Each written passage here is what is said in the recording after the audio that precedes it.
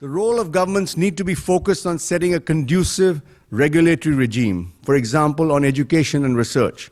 Red tape inhibits the setting up of offshore campuses in India, and shrill denunciations of any such plans were made in the name of sovereignty and protecting Indian students. But they ignore the fact that even greater number of Indian students go abroad to college, spending more than $3 billion in the US alone. We have a session on building India's Ivy Leagues today with eminent academics. It is expected that PM Modi and President Obama will discuss the trade facilitation agreement agreed on at Bali last year, which India is said to be blocking. We'll see if they can use this to find a way forward on a measure that really would add to the global common good.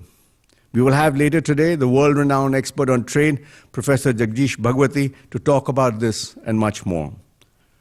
These are difficult times. The rise of ISIS in the Middle East is causing concern. Afghanistan's future with few American boots on the ground is a big worry for India.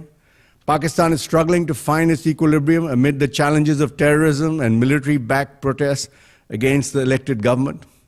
India and the US have simply not cracked the puzzle of how to weigh in with the constituency of progressiveness in Pakistan in a constructive way.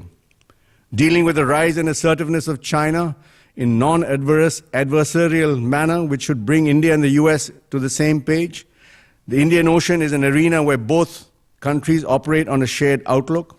We have several sessions dealing with all these issues. Ladies and gentlemen, the tragedy is that in spite of the fact that good India-US relations has bipartisan support in both countries, the progress is halting. Our last 3 prime ministers and America's 3 presidents, which all these 3 include the present ones, have all agreed on one thing, that India and US are natural strategic allies.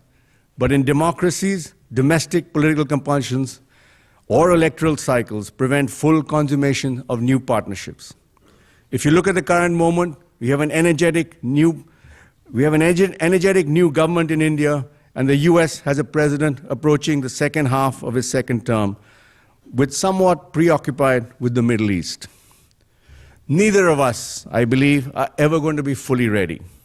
It is pointless, therefore, to search for the perfect timing. This moment is as good as any other as you would get. I leave you with that hopeful thought, and thank you all for coming. And as you say in this country, have a good one.